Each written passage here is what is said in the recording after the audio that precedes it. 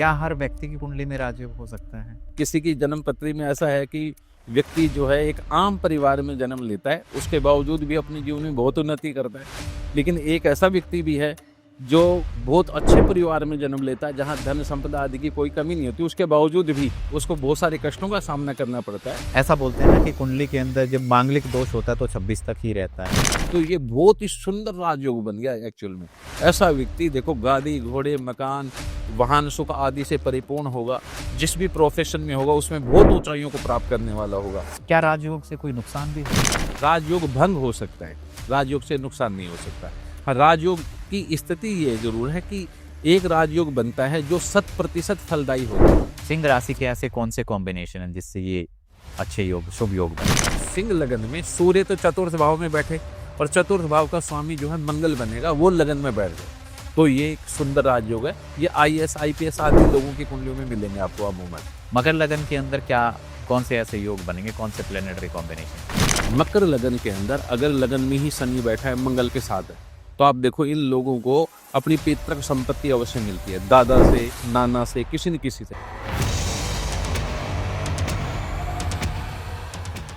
दोस्तों, कई बार आपने देखा है कुछ लोग हल्की सी मेहनत करते हैं लेकिन उनको फल बहुत अच्छा मिल जाता है। आपने देखा होगा बहुत सारे लोग कम पढ़ाई में भी IAS IPS तक पहुंच जाते हैं।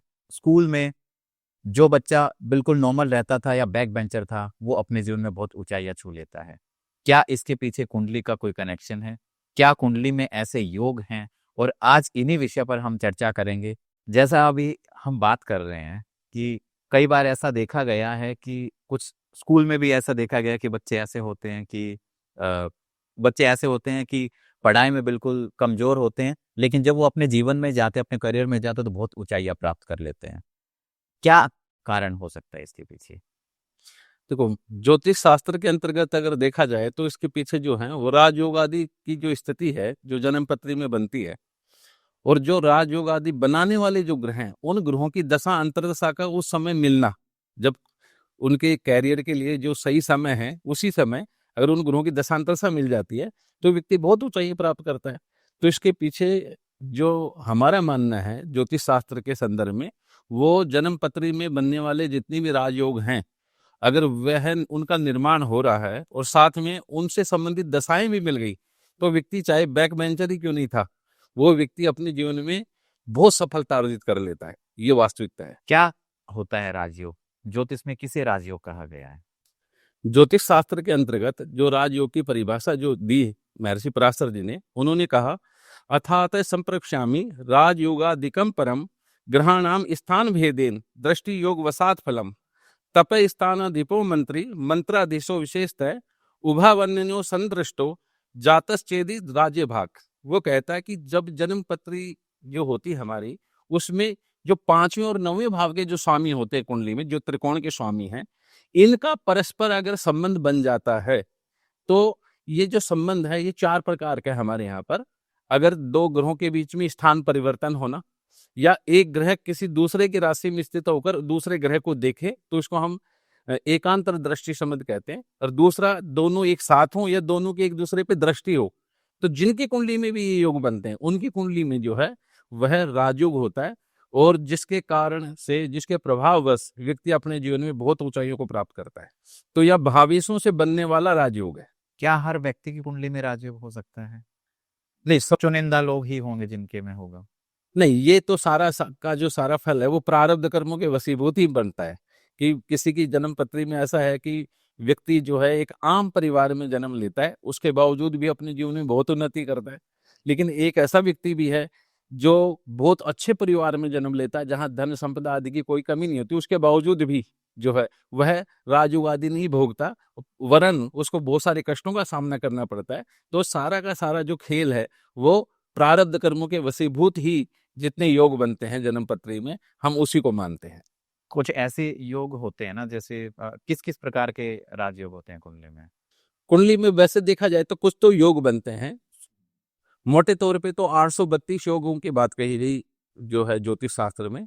लेकिन कुछ योग हैं, जैसे अगर लग्नेश पंचम में हो और पंचमेश लगन में हो, और लग्नेश या तो बलवान हो या बृहस्पति से दृष्टि या युत हो, तो ऐसा व्यक्ति अपने जीवन में बहुत राजयोगों को भोगने वाला होता है। अर्थात कह सकते हैं कि राजयोग का अर्थ ये भी है कि सिंहासन ही नहीं होता।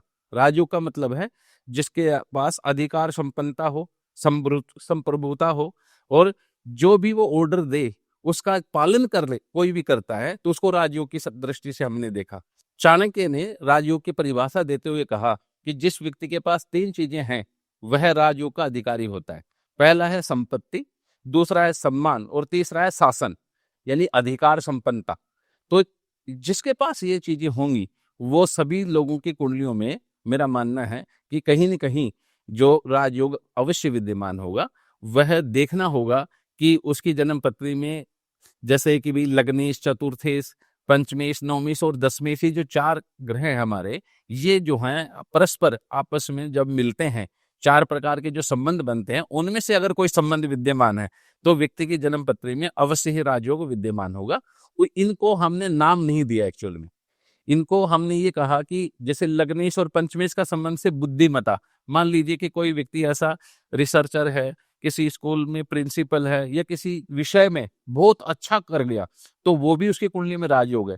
आज भी आप देख सकते हैं कि जैसे प्रिंसिपल जो है, तो आप देखो उसको कितना सम्मान मिलता है, उसकी तनख्वाह भी अच्छी होती है, उसको पूरे स्कूल के जितने भी और टीचर होते हैं उनके ऊपर, सबके ऊपर उसका अधिकार भी होता है। सभी स्कूल से संबंधित जितनी भी डिसीजन मेकिंग है वो खुद ही लेगा, मतलब कमांड करता है, एक राजा की तरह होता है। बिल्कुल।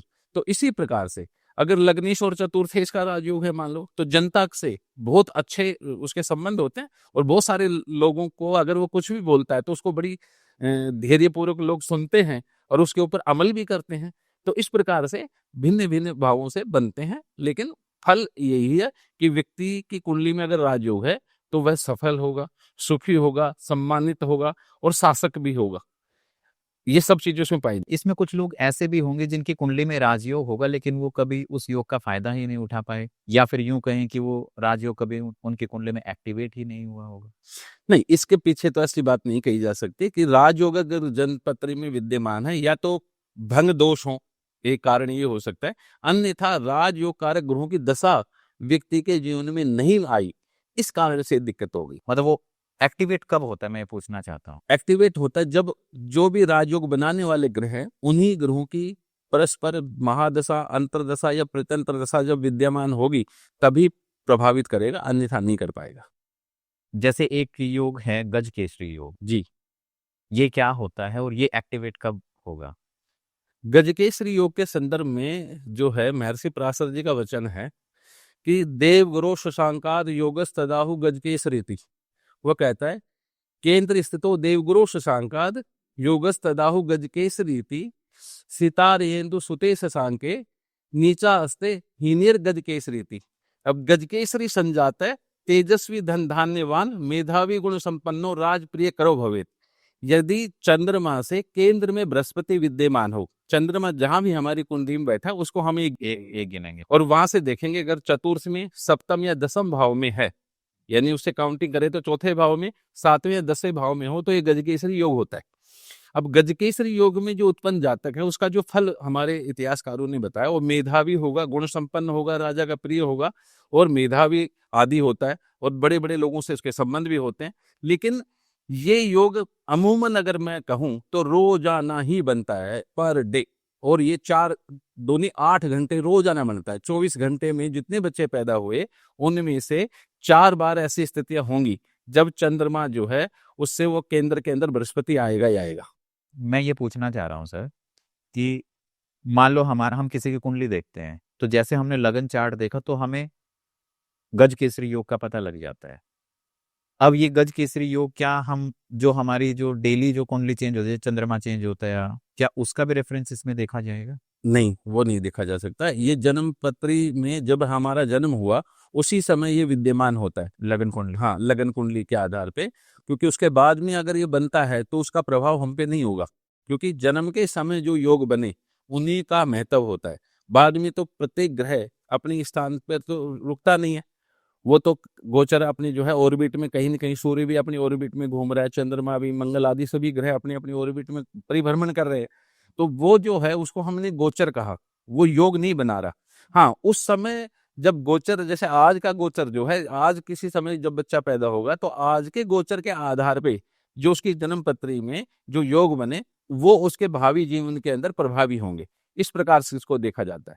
लेकिन मैं आपको यहाँ ये बताना चाह रहा था कि गजकेसरी जो योग है उसकी खासियत यह है कि अगर कुंडली में एक भी ग्रह अगर नीच है, अस्त है, और ऐसी स्थिति अगर बनती है या शत्रु राशि में है, तो जैसा कि कहा गया कि गजकेसरी योग में मेधावी गुण संपन्नो राजप्रिय करो भवेत, ये वाला फल दृष्टिगोचर नहीं होगा, बहुत ही न्यून फल मिलेगा। इसलिए जो गजकेसरी योग है उसके लिए भी कुछ शर्तें दी है। साथ में ये भी है कि अगर चंद्रमा को बुध या शुक्र देखते हो तो चंद्रमा से सप्तम भाव में भी जिनकी कुंडली में बुध और शुक्र बैठा है उनकी कुंडली में भी गजकेसरी योग है। दो प्रकार से बनता है, एक चंद्रमा से केंद्र में बृहस्पति होने मात्र से भी बनता है, साथ में चंद्रमा से यदि बुध और शुक्र सातवें भाव में और उनको देखते हैं तो भी गजकेसरी योग बनता है। शर्त यह है कि कोई भी ग्रह कुंडली के अंदर नीच नहीं होना चाहिए, अस्त नहीं होना चाहिए और शत्रु राशि में नहीं होना चाहिए। अगर ऐसा होगा तो गजकेसरी योग का जो फल है वो बहुत शानदार रूप से व्यक्ति को मिलेगा और ऐसा व्यक्ति अपने जीवन में खूब उन्नति करता है। और अगर ऐसा होता है, मान लो कोई ग्रह अस्त का हुआ या नीच राशि का हुआ, तो फिर गज केसरी का पूर्ण रूप से फल नहीं मिल पाएगा। बिल्कुल नहीं मिल पाएगा। पर आपने जैसे बहुत सारी कुंडली स्टडी की होंगी, तो उसमें तो ऐसी कुंडलियां भी है, मतलब ऐसे तो कोई बहुत ही लाखों में से एक कुंडली होगी जिसमें कोई ग्रह नीच का नहीं हो या अस्त ना हो। हाँ, तो यही तो कमाल की बात है। इसीलिए ना किसी भी एक शुभ योग को देख करके ज्यादा प्रसन्न होने की आवश्यकता नहीं और किसी भी एक अशुभ योग को देखकर भी ज्यादा दुखी होने की आवश्यकता नहीं। वास्तविक ज्योतिष जो है वह व्यक्ति को पीड़ित नहीं करता, भयभीत नहीं करता, भ्रमित नहीं करता, क्योंकि जन्म पत्री में जैसे योग बने हैं उसका विचार एस्ट्रोलॉजर करेगा और उन नियमों के आधार पे करेगा जैसा कि शास्त्र कहता है, और उस आधार पे वो जो प्रेडिक्शन देगा वही कम ट्रू होगी। इसलिए बहुत सारे लोग आते हैं कि मेरी जन्म पत्री में गजकेसरी योग है, लेकिन देखने में ना तो उसकी अच्छी पर्सनैलिटी है, ना इतना मेधावी है, ना इतना धन धान्य से युक्त है, तो फिर गजकेसरी योग का फल घटित क्यों नहीं हो रहा? कारण क्या है कि कहीं न कहीं एक दो ग्रह अस्त हैं या नीच राशि में हैं या शत्रु राशि में बैठे हैं। तो गजकेसरी योग बना तो सही, लेकिन उसकी जो शर्तें थी उन शर्तों के आधार पे परिपूर्ण रूप से नहीं बन रहा। पूर्ण रूप से फल नहीं। हाँ, इसलिए उसका फल भी नहीं मिला। एक योग होता है बुध आदित्य योग, जी। ये कौन से प्लेनेट के कॉम्बिनेशन से बनता है? ये बड़ा साधारण योग है और महीने में अमूमन बना ही रहता है। सूर्य और बुध जो हैं ये ऐसे ग्रह हैं कि सूर्य से बुध 28 अंश से अधिक आगे या पीछे नहीं जा सकता। जैसे ही 28 डिग्री के करीब आएगा उसी समय वक्री होकर के बुध जो है रेट्रोग्रेड के चंद्र सूर्य की तरफ वापस आकर्षित हो जाता है एक्चुअल में। तो सूर्य बुध जिनकी कुंडली में इकट्ठे हैं उनकी कुंडली में हम बुध आदित्य योग कहते हैं। लेकिन वास्तविकता यह है कि ये जो योग है ये वृश्चिक लगन में मोटे तौर पे अगर हम देखें तो वहां पर जहां शुभता लिए वहां पर कुछ अशुभता भी लिए होता है। हमारे यहाँ पर दो पैमाने हैं ग्रहों के, एक ग्रह होते हैं कारक, एक ग्रह होते हैं अकारक। जो कारक का मतलब है जो भी शुभ फल है उनसे हमें जोड़ देगा, और अकारक का मतलब है जो भी शुभ फल है उनसे हमें वो दूर कर देगा।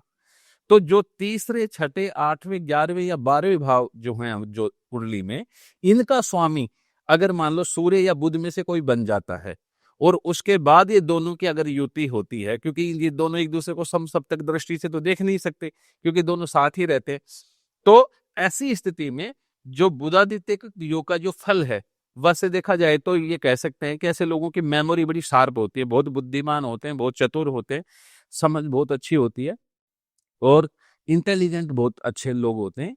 और ये भी कह सकते हैं कि किसी भी कार्य को करेंगे तो उसमें निपुणता बहुत जल्दी, एक्सपर्टीज जो है ये लोग अच्छी प्राप्त कर लेते हैं। तो ये जो फल है ये इतना अच्छा नहीं मिल पाता। लेकिन सिंह लगन में अगर सूर्य बुध अगर इकट्ठे हैं और केंद्र त्रिकोण आदि में स्थित हैं या लगन में ही हैं या दूसरे या 11वें भाव में बैठे हैं, तो ये बुध आदित्य योग अत्यधिक धन संपदा देने वाला भी बन जाता है। उसका कारण है कि लग्नेश में से कोई भी ग्रह, जैसे सूर्य सिंह लगन में लग्नेश होगा और बुध के लगनों में बुधि लग्नेश हो जाएगा, ऐसे में सूर्य के साथ बनेगा तो लग्नेश से संबंध बनाने वाले जो ग्रह हैं उसका फल बहुत अच्छा मिलता है। तो यहाँ पर बुध भी अस्त नहीं होना चाहिए, नीच आदि में नहीं होना चाहिए, शत्रु राशि में भी नहीं होना चाहिए। अगर ऐसा है तो बुध आदित्य योग का फल बहुत शानदार मिलेगा। ये मतलब कुछ सेलेक्टिव कॉम्बिनेशन के लिए ही होता है?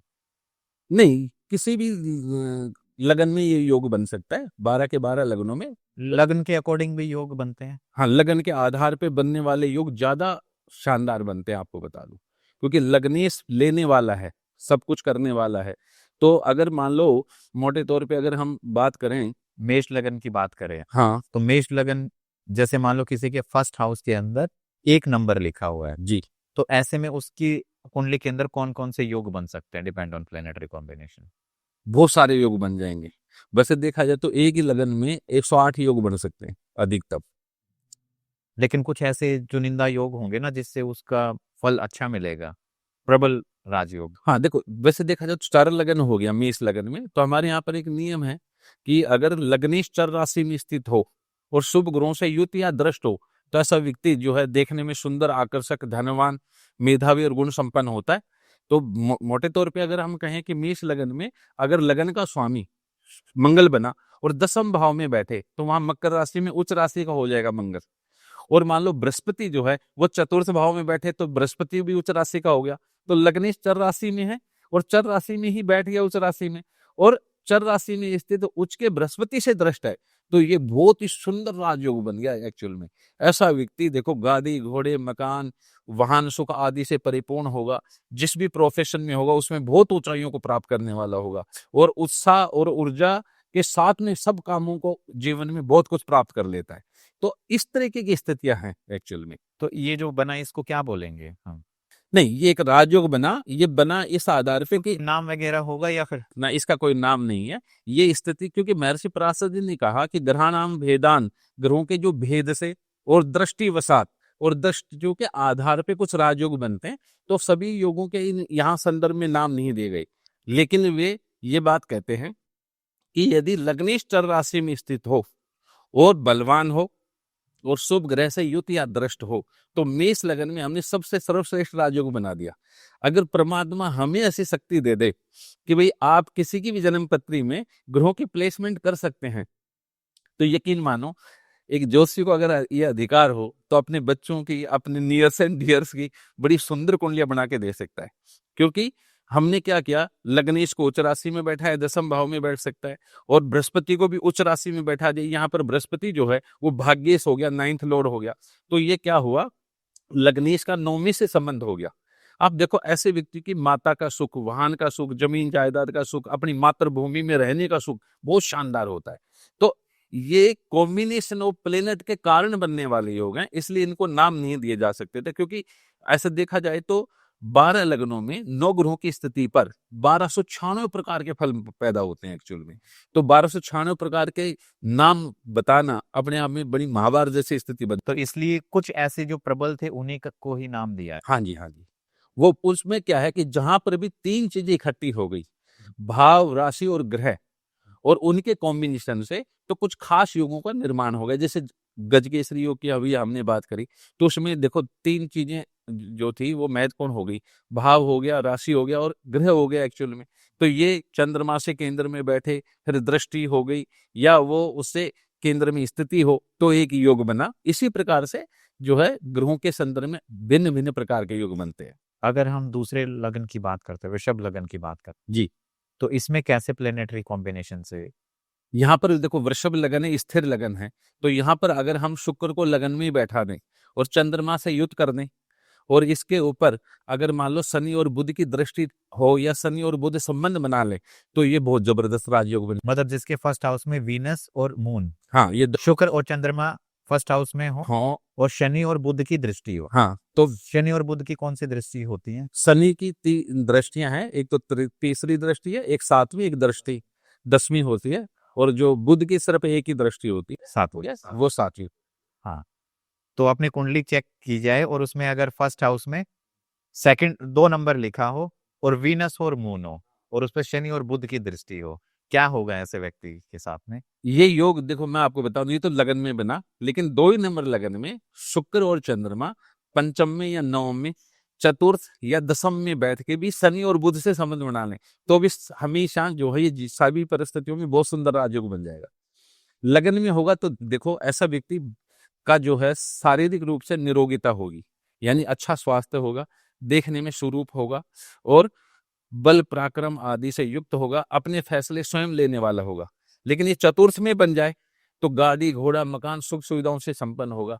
पंचम में बन जाए तो प्रारब्ध कर्मों से सब चीजें आसानी से प्राप्त होंगी, बुद्धिमान होगा, भगवान में आस्तिकता भी होगी, मंत्र आदि का अनुष्ठान करने वाला होगा, मंदिर भी जाने वाला होगा।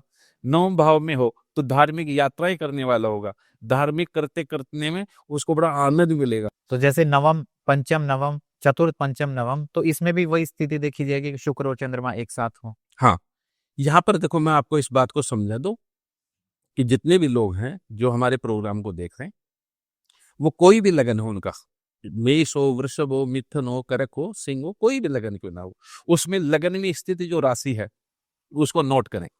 फिर पंचम भाव में जो स्थित राशि उसको भी नोट करें, और नवम भाव में जो राशि है उसको भी नोट कर लें। फिर चतुर्थ भाव और दसम भाव में जो राशियां उनको भी नोट कर लें। अब इन राशियों के जो स्वामी ग्रह हैं, तो हमारे पास एक तो लग्नेश हुआ, एक चतुर्थेश हुआ, एक हमारे पास पंचमेश हो गया, 3 ये हो गए, नौमेश हो गया तो ये 4 हो गए, और दसमेश हो गया 5। ये जो 5 जो ग्रह बने उस कुंडली में, इनका परस्पर अगर संबंध है, चाहे एक दूसरे की राशि में बैठे हैं, चाहे एक दूसरे को देखते हैं, चाहे इन दोनों इन ग्रहों का आपस में एक ही जगह युति संबंध बोलते हैं, या एकांतर दृष्टि संबंध हो, या परस्पर ये एक दूसरे से केंद्र में स्थित हो, तो ऐसी जो कुंडलियां हैं उनमें राजयोग अवश्य पैदा हो जाता है। वो राजयोग का जो फल है वो ये है कि ऐसा व्यक्ति संपन्न होता है, धन संपदा से युक्त होता है, पारिवारिक सुख अच्छा होता है, धन धान्य की कोई कमी नहीं होती, ऐसा व्यक्ति किराए पे नहीं रहता, ऐसा व्यक्ति अपने ही मकान में रहता है। तो इस प्रकार से इसको देखा जा सकता है। कोई भी कॉम्बिनेशन में, जैसे हमने बताया ना 1 4 5 9 और 10 बिल्कुल। उसमें या तो आपस में इनका कोई कॉम्बिनेशन, या इनके जो स्वामी जो स्वामी उन्हीं के बीच में कॉम्बिनेशन, उनके बीच में कॉम्बिनेशन, बिल्कुल तो फिर ये बनेगा। बहुत सुंदर बने। इसमें कोई पर्टिकुलर प्लेनेट नहीं देखा जाता है क्या वृषभ लगन में? नहीं, वृषभ लगन में हमने देखा, शुक्र और चंद्रमा देखा हमने। हमने शुक्र चंद्रमा को लिया। शुक्र और चंद्रमा इकट्ठे होने मात्र से भी मैं आपको बता दूं एक राजयोग बनता है। ऐसे लोग है ना संगीत आदि के बड़े शौकीन होते हैं, जिनकी कुंडली में भी चंद्र शुक्र है, आप देखो ये लोग नहा धो करके बड़े अच्छी तरह से रहेंगे। इनको है ना जो फ्रेग्रेंस लगाना पसंद है, इनको बिना प्रेस किए हुए कपड़े आप पहना नहीं सकते, ये बन ठन के रहने। इनको के घर में म्यूजिक सिस्टम अवश्य मिलेगा, म्यूजिक का है ना जो इनके पास एल्बम भी बहुत अच्छे अच्छे होंगे, क्योंकि इनको बहुत पसंद होता है ये सब। मतलब ये चार्मिंग भी होंगे और क्रिएटिव भी होंगे। बहुत ज्यादा होंगे। और इसमें हमने वृषभ लगन में पंचमेश बुध बना और नवमेश बन गया हमारा शनि। तो हमने क्या लग्नेश पंचमेश और नवमेश का संबंध बना दिया एक्चुअल में, क्योंकि पंचमेश और नवमेश जो हैं ये जो 2 भाव हैं इनको हमने लक्ष्मी कहा। हमारे यहाँ एक नियम है, विष्णु स्थानम केंद्रम शात, लक्ष्मी स्थानम त्रिकोणकम। जो केंद्र स्थान है इनको हमने भगवान विष्णु का स्थान कहा, और जो त्रिकोण स्थान है ये लक्ष्मी स्थान है। तो आगे आचार्य कहते हैं कि जब लक्ष्मी और विष्णु दोनों मिलते हैं तो लक्ष्मी नारायण योग बन जाता है एक्चुअल में। तो इनका परस्पर जो संबंध है वो राजयोग देने में बड़ा सफल होता है। ऐसे व्यक्ति, चाहे मैं कहता रहा हूं कि कैसी भी स्थिति में क्यों ना पैदा हुए, एक आम फैमिली में भी पैदा होता है, तो भी व्यक्ति अपने जीवन में सब कुछ, मोटे तौर पे तो कह सकते हैं कि अगर दशाओं के आधार पे तो मान लो पहले दशा आ गई तो अच्छी बात है, अन्यथा 25-27 वर्ष के बाद में ये लोग बहुत राइज करते हैं और आगे से आगे बढ़ते ही चले जाते हैं। जैसे आपने 25-27 का नाम लिया, क्या ऐसा बोलते हैं ना कि कुंडली के अंदर जब मांगलिक दोष होता है तो 26 तक ही रहता है, या कुछ लोगों के उसमें बोला जाता है कि जब आप 35 या 37 साल के होंगे तो ऑटोमेटिकली आपके जीवन में एक नई जर्नी आरंभ होगी, है ना? ऐसा मतलब टाइमलाइन कैसे डिसाइड होती है?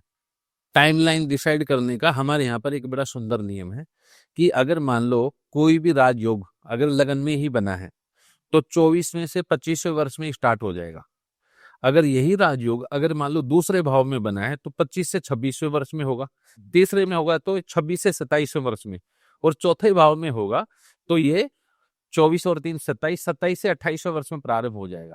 हमने क्या किया कि लगन हमारा पहला वर्ष होता है, दूसरा भाव दूसरा वर्ष होता है, तो लगन से 12 तक 12 वर्ष हो गए, तो लगन में वापस 13वां वर्ष आ जाएगा। तो अमूमन देखें तो जब हम पढ़ लिख करके जब तैयार हो जाते हैं तो ये हमारी उम्र जो है 18-20 साल के बाद में शुरू होती है मोटे तौर पे। तो जैसे मान लो किसी की कुंडली में 11वें भाव में अगर बहुत सुंदर योग बन गया तो ऐसा व्यक्ति 22वें 23वें वर्ष में ही देखो राजयोग शुरू हो जाता है। 10वें भाव में बनेगा तो 19वें 20वें वर्ष में ही राजयोग शुरू हो जाता है।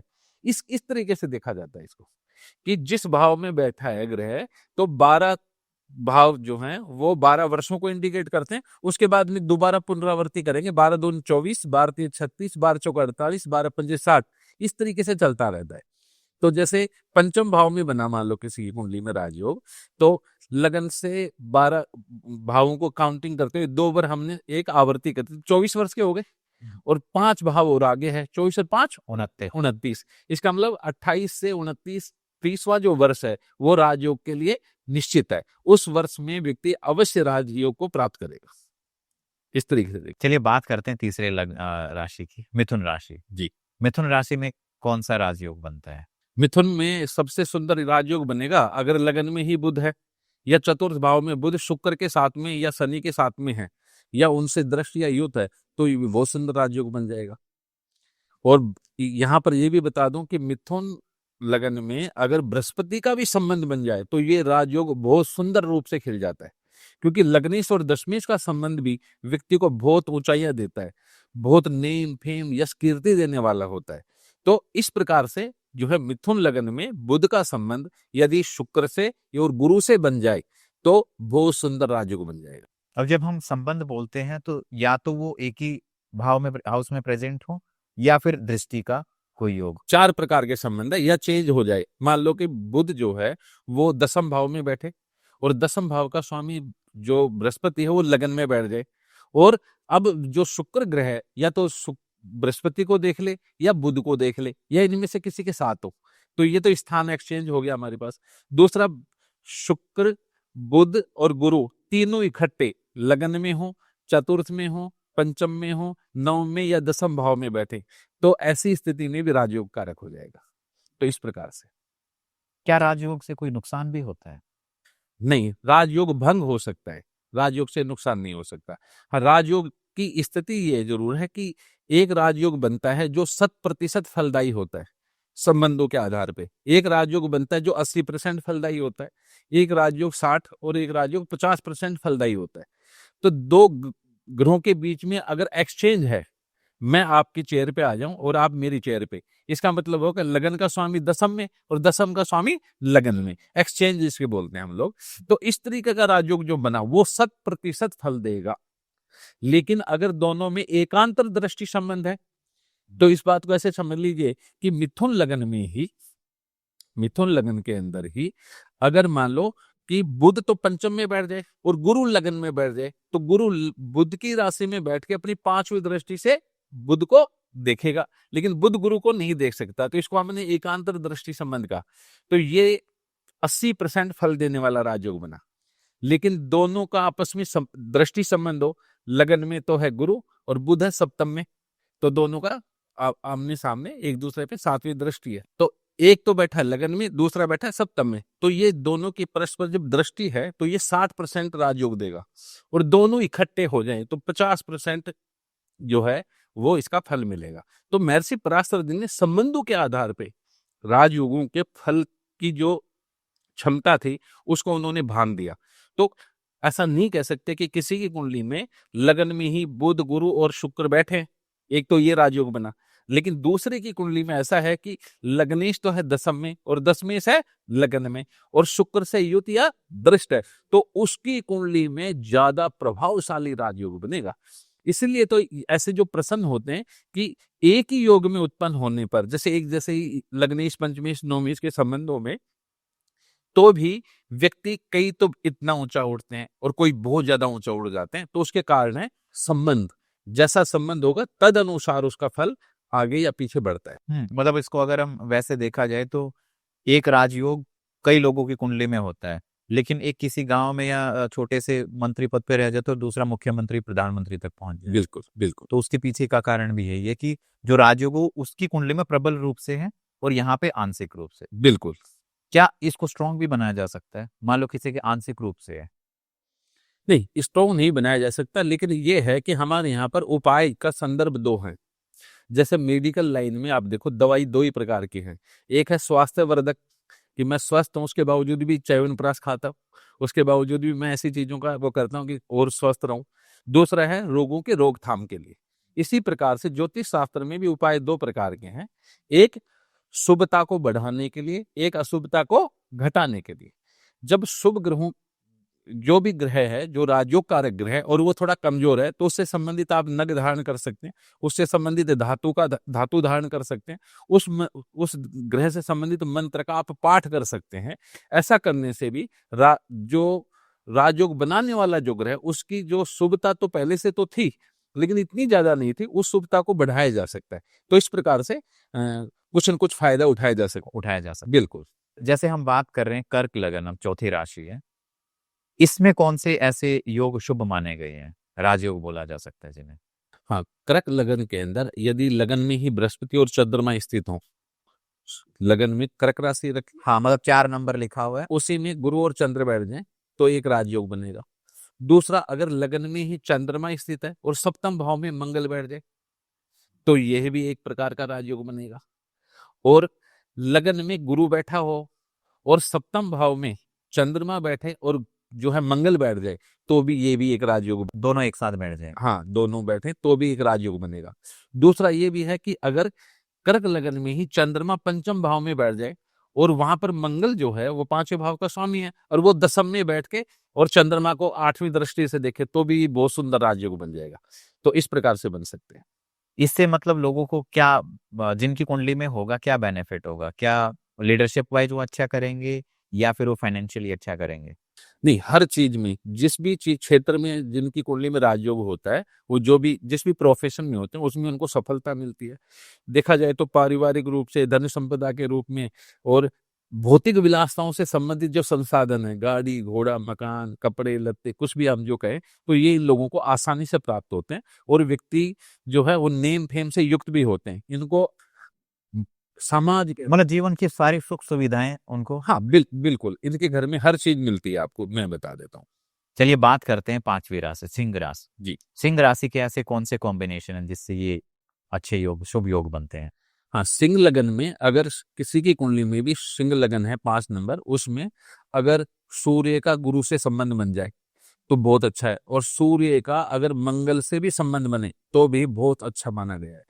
तो ये भी एक प्रकार का राजयोग है। इसमें सबसे अच्छा जो राजयोग है वो अगर सिंह लगन में सूर्य तो चतुर्थ भाव में बैठे और चतुर्थ भाव का स्वामी जो है मंगल बनेगा, वो लगन में बैठ जाए तो ये एक सुंदर राजयोग है। ये IAS IPS आदि लोगों की कुंडलियों में मिलेंगे आपको अमूमन, यानी ये अधिकार संपन्न लोग होते हैं। दूसरा, अगर सिंह लगन के अंदर अगर बृहस्पति तो बैठे दसम भाव में और दसम भाव का स्वामी मंगल बनेगा, वो नवम भाव में बैठ जाए तो ये भी बहुत सुंदर राजयोग है। ऐसे लोग अधिकार संपन्न होते हैं, धन दाने से युक्त होते हैं, मेधावी भी होते हैं और पारिवारिक सुख आदि जो हैं वो उनको बड़ा आसानी से प्राप्त होता है और समाज में इनकी इज्जत मान मर्यादा भी बहुत अच्छी होती है। तो कई सारे कॉम्बिनेशन बन सकते हैं। तो सिंह लगन में मोटे तौर पे देखा जाए तो सूर्य मंगल और गुरु, इन तीनों का कोई भी कॉम्बिनेशन है कहीं भी बैठे चाहिए तो उसके बावजूद भी राजयोग बनेगा, लेकिन केंद्र त्रिकोण में बैठने पर विशेष राजयोग बन जाएगा। इस प्रकार केंद्र त्रिकोण कौन से हाउस उसको बोला जाता है? लगन, चतुर्थ, पंचम, सप्तम, नवम और दसम। इसमें सप्तम भाव को हमने नहीं लिया क्योंकि सप्तम भाव को मार्ग भाव भी कहा।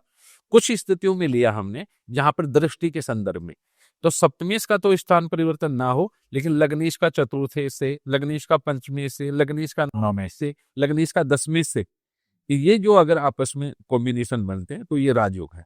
1 4 5 9 और 10 ये होगा। बिल्कुल। चलिए बात करते हैं 6ठी राशि, कन्या राशि। कन्या राशि के अंदर कौन से शुभ योग होते हैं? सबसे सुंदर योग है गुरु और बुध का, और गुरु बुध और शनि का अगर संबंध बनता है तो बहुत शानदार राजयोग होगा। लगन में ही अगर बुध बैठा और उसमें बृहस्पति जो है सप्तम भाव में बैठ के मीन राशि का होगा तो लगन में लग्नेश सौराशि का हो गया और सप्तमी सप्तम में अपनी सौराशि का होगा बृहस्पति, तो दोनों एक दूसरे को देखते हों और इनसे यदि शुक्र संबंध बना ले तो बहुत ही सुंदर राजयोग बनेगा, बहुत ही जबरदस्त। यानी ऐसा व्यक्ति खुद भी और उसका जो स्पाउस होगा दोनों ही कामयाब लोग मिलेंगे अमूमन, और उनका वैवाहिक जीवन भी बहुत शानदार चलता है। और ऐसा व्यक्ति अगर किसी पार्टनरशिप में भी कोई काम करता है तो उसमें भी बहुत ऊंचाइयों को प्राप्त करने वाला होता है। और लगन में वैसे भी बुध व्यक्ति को हंसी मजाक करने वाला बनाता है और चिंता नहीं देता। लगन में बुध जिनके भी आप देखो, ऐसे लोग चिंता रखते ही नहीं जीवन में। थोड़ी देर के लिए हम प्रभावी जरूर होते हैं, लेकिन कुछ समय के बाद चिंता हट जाए। हाँ, फिर कुछ न कुछ अपना इंटरटेनमेंट के संदर्भ में चले जाएंगे एक्चुअल में, और आगे बढ़ने की कोशिशें चालू कर देते हैं।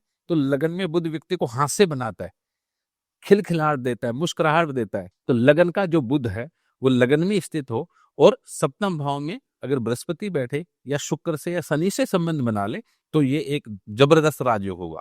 इसमें मोटे तौर पे मैं आपको कहूं, कर्क कन्या लगन के अंदर ही शनि जो है वो पंचमेश और षष्ठेश हो जाता है। हम्म, तो शनि जो है वो पंचमेश होने के कारण से, षष्ठेश भी होने के कारण से जो है पंचमेश को इतना हमने शुभ माना, नवमेश को बड़ा शुभ माना कि हमने इसके बारे में महर्षि पराशर ने कहा कि ये गंगा जल है। पंचम और नवम जो भाव है, त्रिकोण भाव, इनको गंगा जल कहा कि गंगा जल जिसके ऊपर भी अगर हम छिड़क देते हैं तो कहते हैं पवित्र हो जाता है। तो यहाँ पर कन्या लगन में जो है केंद्र के स्वामी दो ही ग्रह बने, दशमेश और लग्नेश तो स्वयं बुध बना, चतुर्थेश और सप्तमेश बन गया बृहस्पति। हाँ, तो चारों केंद्रों का संबंध इकट्ठा हो गया जब गुरु का और बुध का संबंध बना। और इसके अंदर जब पंचमेश या नवमेश शुक्र और या शनि ने जब संबंध बना लिया तो राजयोग परिपूर्ण रूप से बन गया एक्चुअल में। लेकिन यहाँ पर भी यही बात है कि राजयोग जो है वो केंद्र त्रिकोण में जितने अच्छे बनेंगे वो 6-12 भावों में थोड़े से अगर हो तो थोड़े से हल्के से कमजोर हो जाएंगे, अन्यथा लेकिन सुख सुविधाओं से संपन्न व्यक्ति तो अवश्य होता है। चलिए बात करते हैं 7वीं राशि, जी, तुला राशि। कैसे किस प्रकार के शुभ योग बनते हैं इनके? तुला लगन में भी शुक्र बुध और शनि का जो संबंध है वो राजयोग कारक है। इसमें शुक्र बुध शनि के साथ में चंद्रमा को भी अगर ले लें तो ये यश कीर्ति मान आदि के लिए बहुत सुंदर राजयोग बन जाएगा। तो यहाँ पर हमने क्या किया कि लग्नेश, पंचमेश, नवमेश और दशमेश को उठा लिया और इनके परस्पर जो संबंध बने, जैसे तुला लगन की कुंडली में अगर दसम भाव में चंद्रमा हो और चतुर्थ भाव में शनि हो और शुक्र जो है वो भी चतुर्थ भाव में ही शनि के साथ में बैठ जाए तो बहुत सुंदर उत्कृष्ट राजयोग बन जाएगा। क्यों बन जाएगा? उसके कारण है कि चतुर्थ भाव में होगा, fourth Lord in fourth house, साथ में लग्नेश के साथ में, और चंद्रमा भी 10th लॉर्ड भी 10th हाउस में होगा। तो आपस में लग्नेश का संबंध जो है वो चतुर्थे से और दशमेश से तीनों दोनों ग्रहों से बनने के कारण और केंद्र में ही बना। और यहाँ पर क्या हुआ कि चतुर्थ भाव जो है उसमें शुक्र और चंद्रमा को दिग्बल प्राप्त होता है। तो जब शुक्र की दशा ऐसे व्यक्ति को आएगी तो ऐसा व्यक्ति जो है वो उत्तर दिशा की तरफ जाकर के भूत, नेम, फेम आदि प्राप्त कर लेता है। तो चंद्रमा का संबंध, शनि का और बुध का जो संबंध शुक्र के साथ संबंध है, ये 4 ग्रहों से बनेगा तुला लगन के अंदर। अगर इनका कोई भी कॉम्बिनेशन है जन्म पत्री में तो एक प्रकार का राजयोग है। जैसे अभी हम डिस्कस कर रहे हैं तो एक चीज इसमें कॉमन आई है कि जैसे जैसे जो राशि ले रहे हैं और उस राशि के जो स्वामी हैं उनका कहीं ना कहीं शुभ योगों से बहुत संबंध माना गया है, रिलेशन अच्छा है। हाँ, बेसिकली क्या है ना कि हमारे यहाँ इस बात के लिए मैं आपसे 2 मिनट लेता हूँ। हाँ, हमारे यहाँ राशि, ग्रह और भाव 3 चीजें हैं। आज किसी से अगर पूछा जाता है कि राशि क्या है तो लोग कहते हैं मेष राशि और वृषभ राशि है, ऐसे नाम बताते हैं बस, लेकिन राशि का वास्तव में अर्थ क्या है ये नहीं मालूम। राशि का अर्थ है नक्षत्रों का समूह या ढेर, एक बंच ऑफ एस्टेरिज्म है एक्चुअल में। लेकिन ये जो राशि है ये करती क्या है? राशि के पास वह ताकत या क्षमता है जो किसी भी ग्रह को कमजोर या बलवान कर सकती है। ग्रह के पास ये क्षमता नहीं है, क्योंकि आप में चलते चलते हाईवे पे चढ़ गए, आप में चलते चलते है ना जो किसी ऐसी जगह चले गए जहां पर पतली पतली गलियां हैं, बहुत जगह ट्रैफिक है, फंस गए, तो इसका मतलब हम तो चलते रहेंगे, ग्रह तो चलते रहते हैं अपनी ऑर्बिट में। तो राशि के पास ये क्षमता होती है। तो इसलिए राशि जो है वह तो ग्रह को प्रभावित करेगी कि कोई ग्रह उच्च राशि में है, नीच राशि में है, मित्र राशि में, शत्रु राशि में या सम राशि में। इस आधार पे ग्रह के फल को थोड़ा सा आगे पीछे अप एंड डाउन कर सकती है। दूसरा जो चीज है वो है भाव। भाव के पास ये खासियत है कि भाव अशुभ ग्रह को भी शुभ करने की ताकत रखता है और शुभ ग्रह को भी अशुभ करने की ताकत रखता है। आपको बता दो भाव क्या है, इमोशनल अटैचमेंट है। आपका कोई मान लो कि प्रतिद्वंदी व्यक्ति है लेकिन कल ने कोई ऐसी परेशानी हुई जिसमें उसने आपका सुख सहयोग किया, आपके मित्र ने नहीं किया, तो देखो मित्र तो दुश्मन बन गया और जो प्रतिद्वंदी था क्या बन गया? दोस्त बन गए। दोस्त बन गया। इसलिए तो पंचम और नवम भाव के जो स्वामी हैं, ये जो हैं, ये हमेशा सर्वे त्रिकोणे तारो ग्रहा शुभ फल प्रदा। जो त्रिकोण के जो स्वामी हैं वो सदैव ही शुभ फल देने वाले होते हैं। ये महर्षि पराशर जी का वचन है। इसलिए पांचवें और नौवें भाव के में जो भी राशि आई, शनि की आ जाए, मंगल की आए, बुध की, गुरु की, शुक्र की, किसी की भी आ जाए पंचम या नौम भाव में, तो वो सदैव ही शुभ फल देने वाला होता है। और उसका अगर लगन से संबंध लगन से बन जाए तो सोने पे सुहागा। सिंपल सा नियम। चलिए बात करते हैं वृश्चिक राशि। तो वृश्चिक लगन के अंदर जो है वो सबसे अच्छा जो सुंदर योग है वो मंगल चंद्रमा का जो है और गुरु के साथ संबंध अगर बन जाता है तो बहुत शानदार योग बनेगा। क्योंकि यहाँ भी आप देखो लगन में 8 नंबर है तो मंगल लगन का स्वामी बना, 5वें भाव का स्वामी बन गया हमारा बृहस्पति। हाँ, ठीक है। और चंद्रमा जो है इस कुंडली के अंदर जो है वो 9वीं बन जाता है, 9th लॉर्ड। तो क्या हुआ, 3 ग्रहों को उठाया। लगन का स्वामी मंगल है, पंचम का स्वामी गुरु है और नवम का स्वामी है चंद्रमा। इन तीनों का जो कॉम्बिनेशन है वो राजयोग कारक है। दूसरा, सूर्य और चंद्रमा का भी संबंध यहाँ राजयोग कारक हो जाता है। आपको बता दूं, देखो अमावस्या के जन्म को हमने बहुत जगह खराब माना है एक्चुअल में ज्योतिष शास्त्र में, लेकिन वृश्चिक लगन वाले और मेष लगन वाले ये 2 लगन ऐसे हैं, मंगल के ही दोनों लगन है, कमाल की बात है, जिसमें चंद्रमा मेष लगन में चतुर्थेश और पंचमेश बन जाता है, 4थे भाव में कर्क राशि आएगी और 5वें भाव में सिंह राशि आएगी। वृश्चिक लगन में कर्क राशि 9वें भाव में आएगी, सिंह राशि आएगी 10वें भाव में। तो इस समय तो अमावस्या का भी जन्म हो और दोनों 15 अंश पे है तो आप देखो बहुत सुंदर राजयोग बन जाता है। ऐसे लोग जो है जीवन में बहुत उन्नति करने वाले होते हैं। तो वृश्चिक लगन में मंगल, गुरु, चंद्रमा और सूर्य, इन 4 ग्रहों को देखिए अपनी जन्म पत्री में कहाँ बैठे। इन 4 में से किन्हीं 2 का भी संबंध है तो भी राजयोग है। 1, 5, 9 और 10। 5, 9 और 10 इनका अगर संबंध है तो बहुत सुंदर राजयोग है, जबरदस्त। कि सिंपल अपनी कुंडली उठाओ, वहां पे देखो कि 8 नंबर लिखा हुआ है और उसमें 1, 5, 9 और 10 के अंदर मंगल, चंद्रमा, सूर्य और गुरु। हाँ, इनमें से कोई भी 2 या 2 से अधिक ग्रह इकट्ठे बैठे, इनका संबंध बन रहा है तो देखो उनका जीवन स्तर, गारंटी की बात है, बहुत शानदार होगा। यानी कि ऐसा व्यक्ति एक आम परिवार में पैदा होने के बावजूद भी अच्छी ऊंचाइयों पे होगा, सारी सुख सुविधाओं से संपन्न होगा, किसी बात की कोई ज्यादा दिक्कत नहीं होगी। चलिए बात करते हैं धनु राशि, धनु लग्न। धनु लगन का ऐसे क्या प्लेनेटरी कॉम्बिनेशंस होंगे? हाँ, धनु लगन के अंदर जो है सबसे सुंदर जो योग है वो गुरु और मंगल का बनता है, बहुत शानदार। और इसी में गुरु और मंगल के साथ में अगर बुध को भी जोड़ दिया जाए तो बहुत सुंदर राजयोग बनेगा। और यहाँ भी मैं ये बता दूं कि अगर लगन में ही गुरु और बुध बैठे हों, लगन में ही, और मंगल जो है वो 10म भाव में बैठ जाए तो बहुत सुंदर राजयोग बनता है। ऐसा व्यक्ति जो है वो कुल दीपक भी कहलाता है। लेकिन पिता के लिए थोड़ी सी है ना जो स्थिति कई बार देखने में आती है, थोड़ी सी दिक्कत आती है, लेकिन स्वयं व्यक्ति अपने जीवन में खूब ऊंचाइयों को प्राप्त करता है। क्योंकि मंगल 10म भाव में मिथुन या कन्या राशि का होने से जो है वो पिता के लिए थोड़ी सी उनके स्वास्थ्य के लिए, उनके आयु के लिए थोड़ी सी दिक्कत देता है। लेकिन स्वयं के लिए व्यक्ति जो है, क्योंकि 10म भाव में मंगल होने से वो हमारे यहाँ एक योग बना जिसको बोला हमने कुल दीपक योग होता है। तो इसका मतलब ऐसा व्यक्ति अपने पूरे परिवार का पालन पोषण करने वाला, अपने उत्तरदायित्वों को निभाने वाला होगा। तो गुरु का, मंगल का और बुध का संबंध धनु लगन में अगर कुंडली में बनता है तो बहुत सुंदर है। गुरु, मंगल, बुध। हाँ, अरे इसमें अगर सूर्य भी जोड़ दें तो बहुत और अच्छी बात है, क्योंकि 9वीं और 10वीं का संबंध बन जाएगा। तो इसीलिए तो एक ज्योतिषी इतनी सारी कॉम्बिनेशन को याद रख सकता है, क्योंकि उसके पीछे एक पैटर्न है, एक बेस है, एक स्ट्रक्चर है। हाँ, क्योंकि महर्षि पराशर ने कुछ भावों को शुभ और कुछ भावों को अशुभ कहा और उसी के आधार पे जितने भी योग थे, क्योंकि 1296 योग याद करना आप समझ सकते, बहुत मुश्किल है, बड़ी मुश्किल है, लेकिन हमें पैटर्न समझना होगा कि क्या कह रहे हैं। तो वहां पर वो हर जगह एक ही बात कहते हैं, लगन, चतुर्थ, पंचम, नवम और 10म, इनके बीच में कोई भी संबंध बनता है तो वह एक राजयोग होता है। और वो राशि के अकॉर्डिंग उसके अंदर ग्रह चेंज हो जाते हैं। बिल्कुल। बात करते हैं मकर लगन। मकर लगन के अंदर क्या, कौन से ऐसे योग बनेंगे, कौन से प्लेनेटरी कॉम्बिनेशन देखे जाए? मकर लगन के अंदर अगर लगन में ही शनि बैठा है, मंगल के साथ है, तो आप देखो इन लोगों को अपनी पैतृक संपत्ति अवश्य मिलती है, दादा से, नाना से, किसी न किसी से। और मैं ऐसे एक दो लोगों को जानता हूं जिनके मकर लगन में शनि मंगल दोनों ही लगन में है। तो यहाँ क्या शानदार बात हुई, शनि सौ राशि का हो गया और मंगल उच्च राशि का हो गया।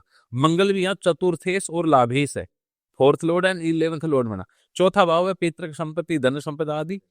तो ऐसे व्यक्ति को उसके दादाजी ने कई एकड़ जमीन जो है उसके फादर के नाम नहीं की, बच्चे के नाम कर दी। कमाल की बात है। तो वो उसकी उम्र है 28-30 साल और वो ज्यादा भी नहीं तो 20-25 एकड़ का स्वामी बन गया जमीन का। तो आप कह सकते हो कितना शानदार योग हो गया।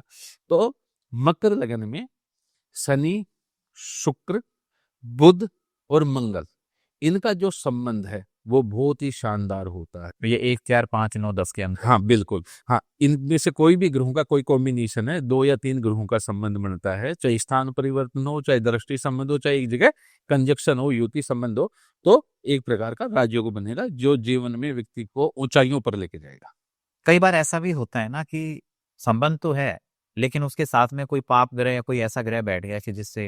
हाँ बहुत सुंदर बात पूछी आपने। तो लेकिन मैं आपको ये बता दूं, पंचमेश और नवमेश के साथ कोई भी पाप ग्रह बैठे तो ऐसे में जिस वो जो पाप ग्रह बैठे हैं उनकी जो दशा है वो भी उतना अधिक पाप फल देने में सक्षम नहीं हो पाती, आपको बता दूं। क्योंकि यहाँ पर भी एक संगति का हिसाब किताब है कि शुभ सज्जन लोगों के साथ कोई व्यक्ति होगा तो उनकी देख रेख में वो अशुभ कार्य करने से डरेगा। हाँ, हाँ, तो यहाँ पर अगर पंचमेश नवमेश के साथ मतलब वो उनका प्रभाव ज्यादा प्रबल होगा। बिल्कुल हो, अच्छाई यहाँ पे बुराई पे हावी हो जाएगी। बिल्कुल सच्चाई है। तो इस प्रकार से इसका विचार कर सकते हैं। चलिए बात करते हैं कुंभ लगन। कुंभ लगन के अंदर कौन कौन से प्लेनेट देखे जाए? कुंभ लगन में 3 ग्रह विशेष तौर पे देखे जा सकते हैं, शनि है, बुध है और शुक्र। लेकिन यहाँ पर भी मंगल को ले लीजिए, मकर लगन में और कुंभ लगन दोनों में ही 3 ग्रह तो हैं ही हमारे पास, लग्नी से शनि, पंचमी से बुध और आपका नवमी से शुक्र। और या तो चतुर्थेश मंगल बनेगा या दशमेश बनेगा। तो ऐसे में इन चारों ग्रहों में से किसी का कॉम्बिनेशन बनता है तो व्यक्ति कम पढ़ा लिखा होने के बावजूद भी बहुत बुद्धिमान, स्मरण शक्ति से युक्त और अपने प्रोफेशन में बहुत ऊंचाइयों को प्राप्त करने वाला होगा। मान सम्मान जो है उसको हर जगह पर प्राप्त होगा और जीवन में और जो सुख सुविधाएं हैं वो उसको आसानी से प्राप्त होंगी, मेहनती होगा और आगे बढ़ करके जो है अपने कुटुंब का, परिवार का जो है नाम रोशन करने वाला बन जाएगा। चलिए बात करते हैं मीन लगन वाले। ऐसे कौन से शुभ योग होते हैं, कौन से प्लेनेट इसमें कंसीडर होंगे? मीन लगन के अंदर जो राजयोग बनाने वाले जो ग्रह हैं उसमें पहला तो बृहस्पति है, दूसरा हमारे पास चंद्रमा है, तीसरा बुध है और जो चौथा जो इसमें ग्रह बनेगा हमारे यहाँ पर वो बनेगा मंगल। तो हमारे पास हम कह सकते गुरु है, चंद्र है, मंगल है और बुध है। इन चारों ग्रहों में से अगर 2 या 2 से अधिक ग्रहों का कोई भी योग बनता है, चाहे एकांतर दृष्टि संबंध है, युति संबंध है, हम इस बारे में पहले भी कह चुके, तो इनमें से कोई योग बनेगा तो व्यक्ति की जन्म पत्री में अवश्य राजयोग होगा और ऐसा व्यक्ति अधिकार संपन्न होगा, सब गुणों से युक्त होगा, सुख सुविधाओं की कोई कमी जीवन में नहीं होती। जैसे हम राजयोग की बात करते हैं, ऐसा एक योग आता है इसमें गज केसरी योग। गज केसरी योग को क्या ये राजयोग माना जाता है? राजयोग तो नहीं है ये, लेकिन गज केसरी योग कम। इसमें 2 शब्द है, एक है गज, एक है केसरी। गज का मतलब है हाथी और केसरी का मतलब है सिंह। तो ऐसा व्यक्ति जो है वो बल पराक्रम से युक्त, हिम्मत नहीं हारने वाला, निडर व्यक्ति होगा और साथ में हाथी जैसी मस्त चाल वाला होगा। तो कह सकते हैं कि ऐसा जो व्यक्ति होता है उसकी पर्सनैलिटी एक अलग ही होती है। साथ में चंद्रमा और बृहस्पति के कारण बनता है ये। तो उसका जो संदर्भ हमारे यहाँ है वो है केंद्र स्थितो देवगुरु शशांकाद योगस तदाहु गज केसरीति, कि चंद्रमा से केंद्र में यदि बृहस्पति हो तो गज केसरी योग का निर्माण होता है। तो चंद्रमा आपकी जन्म पत्री में जहां भी बैठा होता है वहां से आप काउंटिंग कीजिए कि एक वहां से चौथे भाव में, 7वें और 10वें भाव में अगर बृहस्पति बैठा है तो ये गज केसरी योग है। तो गजकेसरी योग में जो उत्पन्न होगा वो तेजस्वी, धन धान्यवान, मेधावी, गुण संपन्न और राजप्रिय करो भवित। तो ऐसा व्यक्ति मेधावी होता है। मेधावी का अर्थ ये समझिए कि स्कूल में कुछ लोग बच्चे जो है वो एक्स्ट्रा इंटेलिजेंट होते हैं, हर चीज को बड़ी जल्दी कैच कर लेते हैं। तो ये स्कूल में नहीं, ये पूरे जीवन में ऐसा होगा। इनको बस आप आधी बात बताएंगे, आधी का अनुमान ये स्वयं ही लगा लेंगे, यानी बहुत इंटेलिजेंट, शार्प माइंडेड लोग होते हैं। दूसरा, धन धान्य से युक्त होते हैं, स्वास्थ्य इनका अच्छा होता है और जीवन में बहुत उन्नति करने वाले भी होते हैं। तो ये 12 लग्नों में जब भी बनता है किसी की भी जन्म पत्री में, तो वहां ये जरूर है कि अगर कोई भी ग्रह नीच है, अस्त है या शत्रु राशि में है, तो इसका संपूर्ण प्रभाव देखने में नहीं आता। लेकिन ग्रह मित्र राशि में है, कोई भी ग्रह जो है शत्रु राशि में नहीं है, नीच राशि में नहीं है और अस्त नहीं है, और फिर ये योग बन रहा है, तो बहुत ही शानदार फल देने वाला होता है।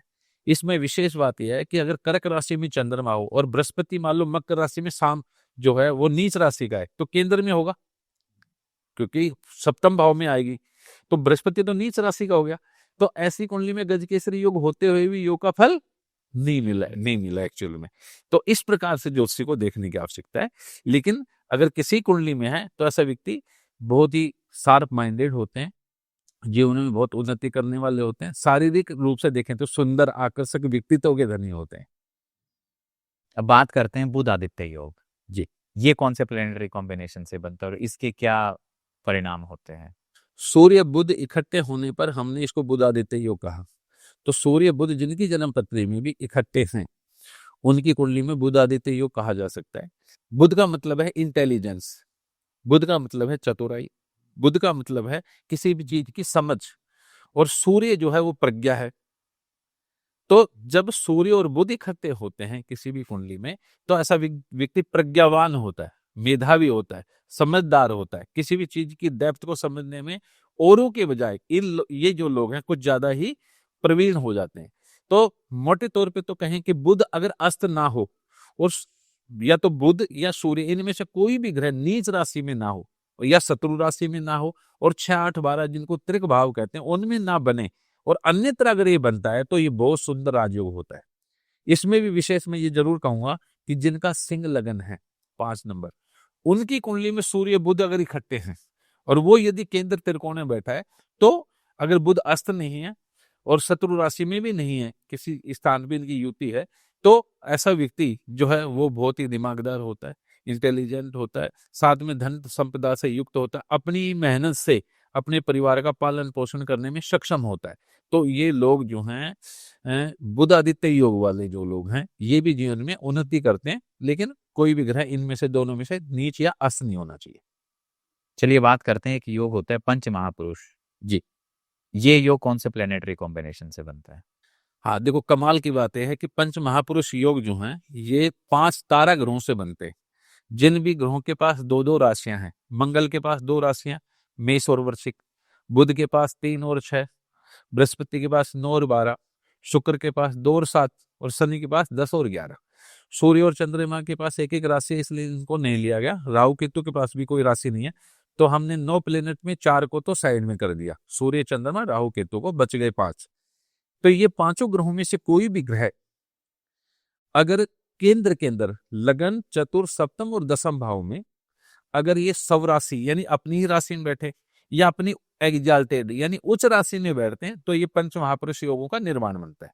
इनके नाम भी भिन्न भिन्न होते हैं। मंगल अगर लगन, चतुर, सप्तम या दसम भाव में मेष, वृश्चिक या मकर राशि में बैठे, तो ये रोचक योग बनेगा। तो रोचक योग का मतलब है कि ऐसा जातक जो है वो खेल कूद में अच्छा करने वाला होता है, मेधावी होता है, साथ में साहसी होता है। इनको एडवेंचर बहुत ज्यादा पसंद होते हैं। अगर पर्वतारोहण करना है तो इन लोगों को बहुत पसंद होगा एक्चुअल में।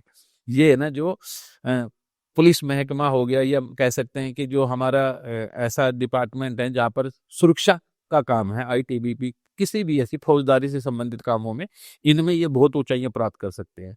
तो ये काम इनको बहुत पसंद होते हैं। साथ में इनके जो चेहरे की जो आभा होती है वो लालिमा लिए हुए होती है, थोड़ा सा लाल सुर्ख वो होते हैं ये, और इनका जो शारीरिक गठन है वो भी बहुत शानदार होता है, क्योंकि मंगल को हमने सेनापति का। ये टाइम टेबल के भी बड़े पंक्चुअल लोग होंगे। इनको अगर बचपन से सिखा दिया जाए कि ऐसे बैठना चाहिए, ऐसे खाना खाना चाहिए, तो ताउम्र उसका पालन करने वाले लोग होते हैं एक्चुअल में। तो रोचक योग तो तब बनेगा जब मंगल होगा। और बुध से बनता भद्र योग। बुध यदि 3 या 6 नंबर राशि में, क्योंकि बुध की 6 नंबर राशि सव राशि भी है, उच्च राशि भी एक्चुअल में, तो इन दोनों में से किसी भी राशि में जो है वो केंद्र में बैठा है तो भद्र योग बनता है। भद्र का मतलब है शुभ, देखने में अच्छा, भद्र का मतलब ये हो, जैसे माँ भद्रकाली बोलते हैं हम लोग, तो भद्र का मतलब है अच्छा।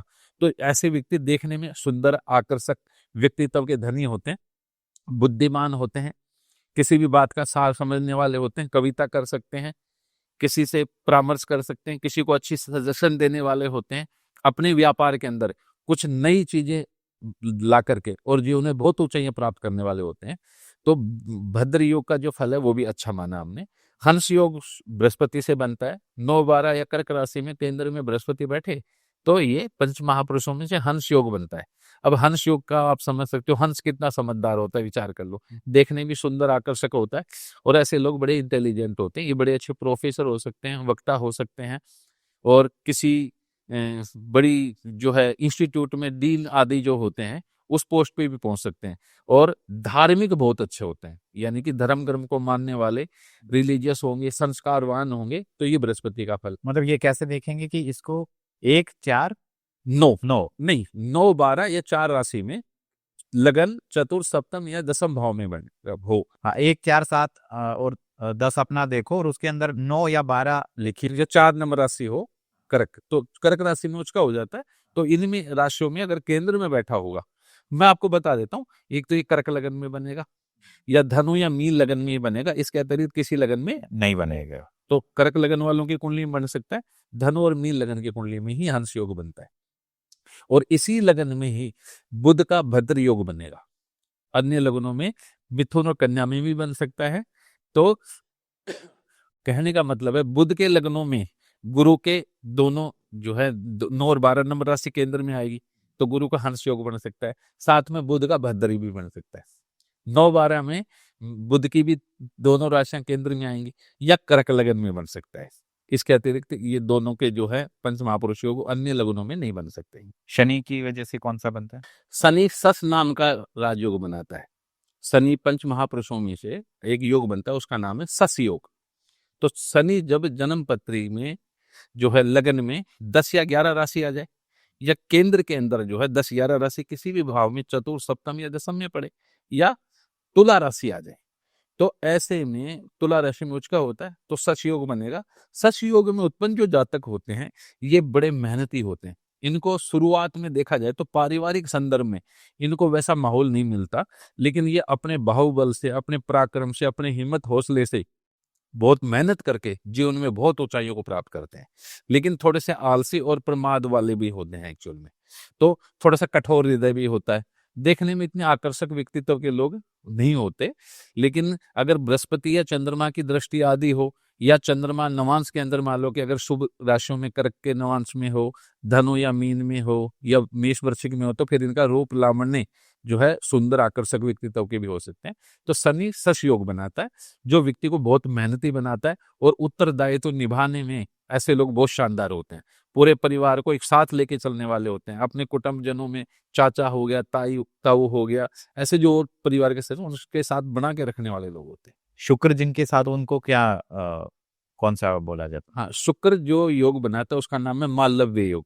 शुक्र यदि वृषभ तुला राशि में केंद्र में स्थित हो या मीन राशि में बैठे, मीन राशि उच्च राशि है, तो ये मालव्य योग बनता है।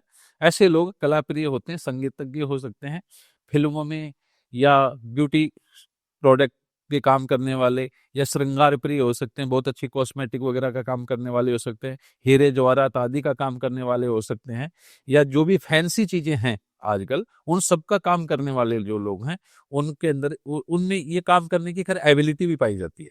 तो शुक्र का अगर मालव्य योग है तो इसका मतलब भौतिक विलासताओं से संबंधित जो फल है वो ऐसे व्यक्ति को आसानी से मिल जाते हैं। वैसे भी शुक्र जो है अकेला ही मीन राशि में हो तो भी राजयोग देने वाला हो जाता है। तो यहाँ मालव्य योग बनता है और इसका जो फल है वो भी इतिहासकारों ने बड़ा अच्छा कहा है। चलिए बात करते हैं।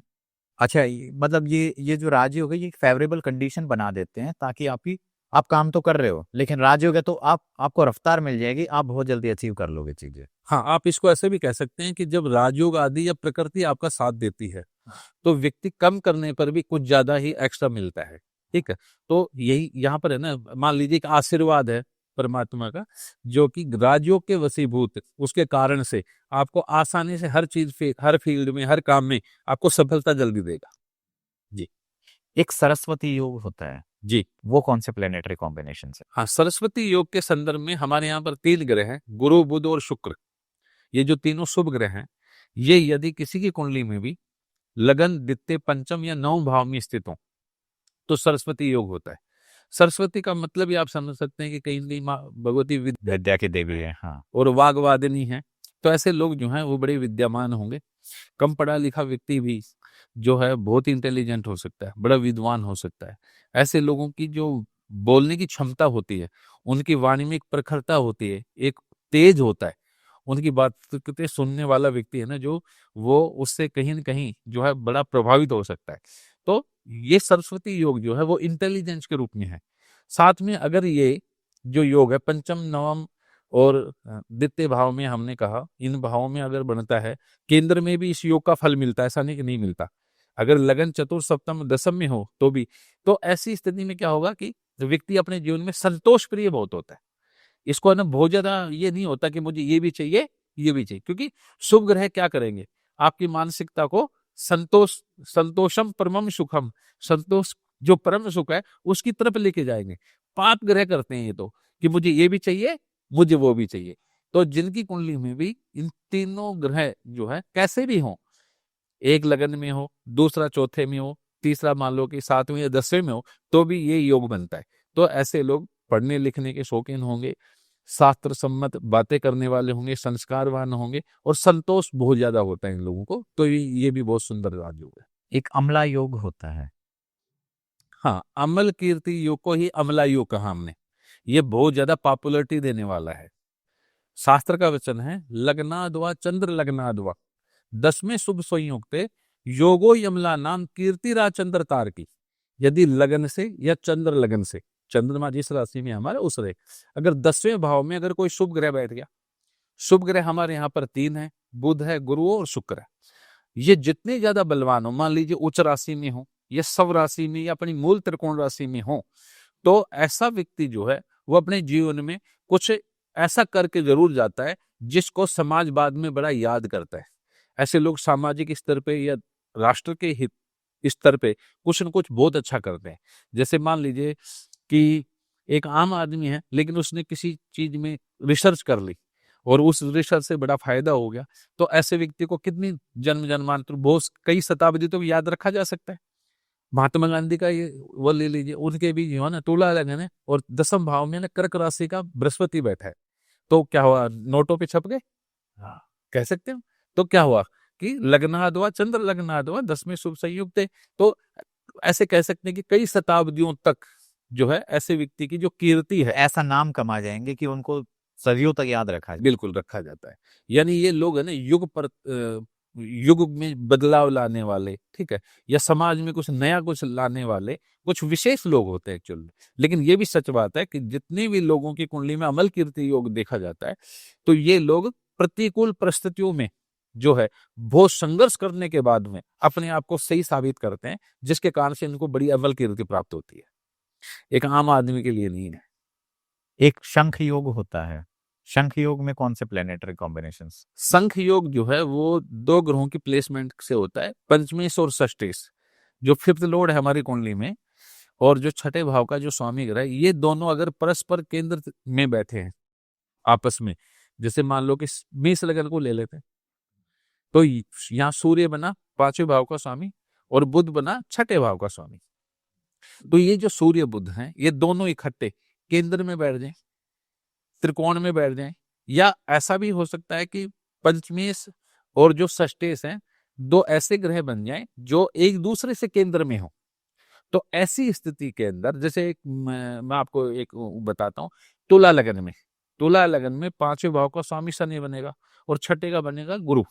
तो शनि से गुरु को गिनो तो चौथे में, 7वें या 10वें भाव में हो, या शनि से गुरु को देखो चाहे गुरु से शनि को देखो, तो चौथे 7वें 10वें में केंद्र में हुआ तो ये संख योग होता है। ऐसे लोग भी बड़े इंटेलिजेंट होते हैं, यानी पढ़ाई के लिए, एजुकेशन के लिए बहुत अच्छा होता है और ऐसे लोग बड़ा सम्मान प्राप्त करते हैं, धन धान्य से युक्त होते हैं। सभी राजयुगों का फल वैसे देखा जाए, एक नट सेल में बोला जाए, तो ऐसे लोग बड़े समझदार होंगे, इंटेलिजेंट होंगे, मेमोरी पावर बहुत अच्छी होती है इन लोगों की, धन धान्य से युक्त होते हैं, समाज के अंदर मान सम्मान इनको स्वतः ही प्राप्त हो जाता है। चलिए थोड़ा सा है ना, एक हम अपने सोसाइटी को लेके लेके और थोड़ा सा एक बार देखते हैं कि किस प्रकार के लोगों के अंदर कौन कौन से राजयोग होंगे। जैसे कुछ लोग जो मंत्री बनते हैं, इनके अंदर कौन से राजयोग हो सकते हैं? एक जनरल पूछा जाए। हाँ। वही कॉम्बिनेशन होगी, ईमानदारी की बात है। उसकी कुंडली में कुछ विशेष ये होगा कि जैसे जिनकी कुंडली में भी चतुर्थेश का नवमी से, पंचमेश का दसवीं से, या चतुर्थेश पंचमेश का नवमेश या दसवीं का संबंध है, तो ऐसे लोग जो हैं वो ऐसी अच्छी पोस्ट के ऊपर जाते हैं। और भी बहुत प्रकार से ज्योतिष में हमारे यहाँ पर जो है महर्षि पराशर जी के समतुल्य ही एक और ऋषि है, उनका नाम था महर्षि जेमिनी। तो महर्षि जेमिनी ने भी हमारे यहाँ पर बहुत सारे राजयोग बोले। तो अब इस बारे में लोगों को पता नहीं जानकारी है या नहीं, लेकिन हमारे आत्म कारक एक ग्रह होता है। आत्मा कारक। हाँ, आत्म कारक होता है, एक अमात्य कारक होता है। तो आत्म कारक का जब चतुर्थ भाव का जो स्वामी है, यहाँ पर जो कारक बनता है उसको हम जो है वो मात्र कारक बोलते हैं, और पंचम भाव के कारक को बोलते हैं पुत्र कारक। तो आत्म कारक से अगर का संबंध अगर मान लो पुत्र कारक या मात्र कारक से बन जाए, या कारकांश कुंडली से दसम भाव के अंदर अगर कोई शुभ ग्रह बैठा है, या 2, 5, 9, 10 भाव में कोई शुभ ग्रह बैठे हैं, तो ये जो है जो आप बता रहे हैं कि बड़े बड़े नेता आदि जो अभिनेता जो है इनको नेम फेम यश कीर्ति सबको प्राप्त है एक्चुअल में। तो ये जो चीजें हैं वो इनकी कुंडली में ये योग मिलेंगे आपको। कई बार ऐसा भी होता है कि राजयोग होने के बावजूद भी कोई व्यक्ति गरीब रह जाता है, क्या ऐसा संभव है? वास्तविकता यह है कि जन्म पत्री में इतने सारे राजयोग होने के बावजूद भी व्यक्ति जो है वो धरातल के ऊपर ही परिश्रम करता रहता है और ऊंचाइयों को प्राप्त नहीं होता। कमाल की बात है। अब कोई कहे कि ज्योतिष शास्त्र में जब इतने सुंदर सुंदर ये राजयोग लिखे हैं तो इनका फल क्यों नहीं मिला, इस प्रश्न का उत्तर भी महर्षि पराशर जी देते हैं। लेकिन कमाल की बात यह है कि बहुत से लोग ऐसे हैं जो शास्त्र को आधा पढ़ते हैं और आधा नहीं पढ़ते। तो जिसने 50 या 60% तो शास्त्र पढ़ लिया, अच्छी अच्छी बातें, और आगे जाकर के जो उनके भंग योग लिखे उनको नहीं पढ़ा, तो वो लोग बड़े गफलत में रहते हैं, बड़े परेशान हो जाते हैं। तो यहाँ पर हमारे यहाँ पर मैत्रेय ने महर्षि पराशर जी से सवाल पूछा था। तो वहां पर महर्षि पराशर जी ने बड़ी सुंदर बात कही थी कि अथा अन्यत संप्रक्ष्यामि सुलग्ने सुग्रहेशोपि यदन्य काने नापि भवे जन्म अशुप्रदम, कि हे मैत्रेय, शुभ ग्रह योग राजयोग आदि में उत्पन्न होने के बावजूद भी व्यक्ति जो है अपने वक्ष्यमान कारणों से कुछ ऐसे योगों में पैदा हो जाता है जिसके कारण से ये जो राजयोग आदि हैं ये निष्फल हो जाते हैं। कमाल की बात है। और वहां पर उन्होंने कुछ दोषों की बात करी। उन्होंने कहा दर्शे कृष्ण चतुर्दश्याम विष्टियाम सौदर्वे तथा पितृभे सूर्य सक्रांते पाते अर्केन्दु ग्रहे तथा व्यतिपाताति दुर्योगे गंडान्ते त्रिविध्यपि वा यम घंट वमे दग्धे योगे त्रितर जन्म च प्रस्वत से विकारोपि गेयम जन्म अशुप्रदम तुला अर्के सार्फ शीर्षे च नरनाम जन्म अशुप्रदम। उन्होंने कहा कि अमावस्या का जन्म हो, कृष्ण पक्ष की चतुर्दशी का जन्म हो, पिता और पुत्र का या दो सगे भाइयों का या दो सगी बहनों का एक ही नक्षत्र में जन्म हो, या गंडांत में जन्म हो। अब गंडांत हमारे यहाँ 3 प्रकार के होते हैं, राशि गंडांत, नक्षत्र गंडांत और तिथि गंडांत। इनमें अगर जन्म है, व्यतिपात आदि दुर्योग होते हैं। किसी आप देखो, जो भी दर्शक हमारे इस प्रोग्राम में वो भी चाहे देखें, जिनकी कुंडली में अगर योग लिखे होते हैं 27 योग, उनमें व्यतिपात और वेधरती योग है, आप देखो उनको जीवन में जेल जमानत आदि की शिकायत हुई है, उनको थाना तहसील देखना पड़ता है जीवन में। जिनका भी जन्म परिग योग में है, आप देखो उनका कोई कोई अंग भंग होने का भय रहता है। आजकल तो देखो ऐसी प्रॉब्लम हो जाती है, अपेंडिक्स हो जाता है तो काट करके निकालना पड़ जाता है, पित्त की थैली में प्रॉब्लम तो पित्त की थैली निकाल देते हैं। निकाल देते हैं। नहीं, तो ये परिग का मतलब है अंग भंग, या आप गिर गए, चोट लगी, एक्सीडेंट हो गया, किसी भी कारण से कुछ न कुछ परेशानियां होती है। तो व्यतिपात आदि दुर्योग है, उनमें भी जन्म अच्छा नहीं माना। और कार्तिक मास में जन्म होना भी अच्छा नहीं माना हमने, तुलार के।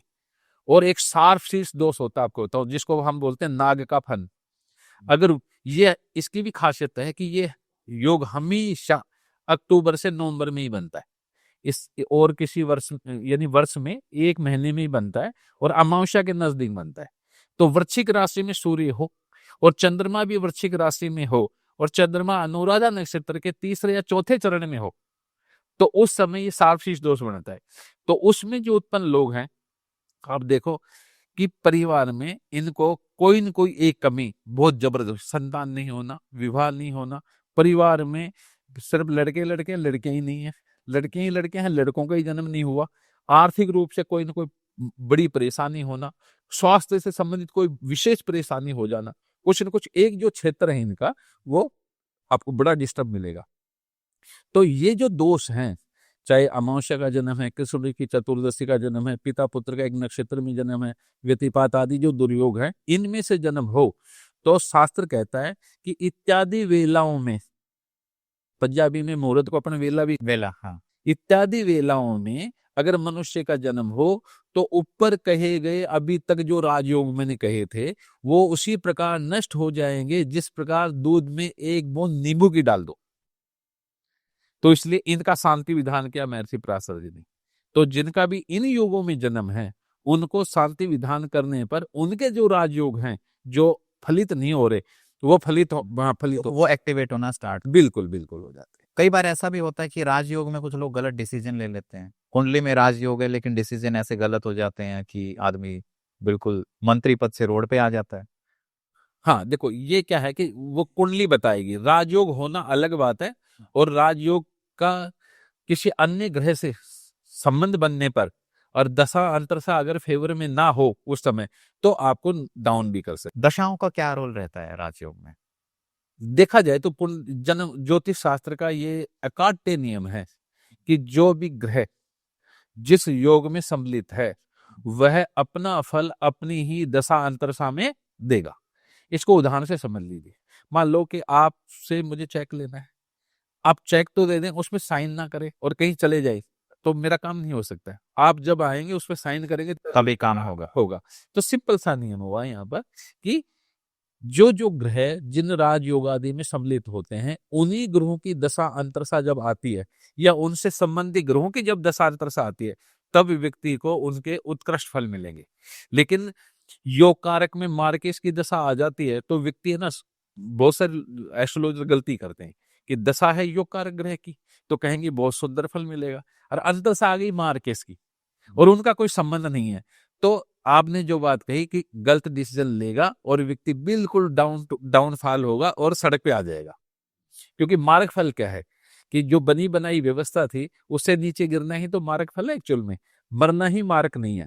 यहाँ पर अपनी जो पोजीशन, तो यहाँ पे उसकी दशा और अंतरदशा काम करे, दशा फेवरेबल है लेकिन अंतरदशा फेवरेबल नहीं है तो फिर डिसीजन उस टाइम पे गलत होगा बिल्कुल। तो उम्मीद है दोस्तों आपको ये जानकारी अच्छी लगी होगी। अगर आपके कोई भी राजयोग से लेकर सवाल हैं तो आप हमें कमेंट्स में जरूर बताइएगा। तब तक बने रहिए हमारे साथ। धन्यवाद।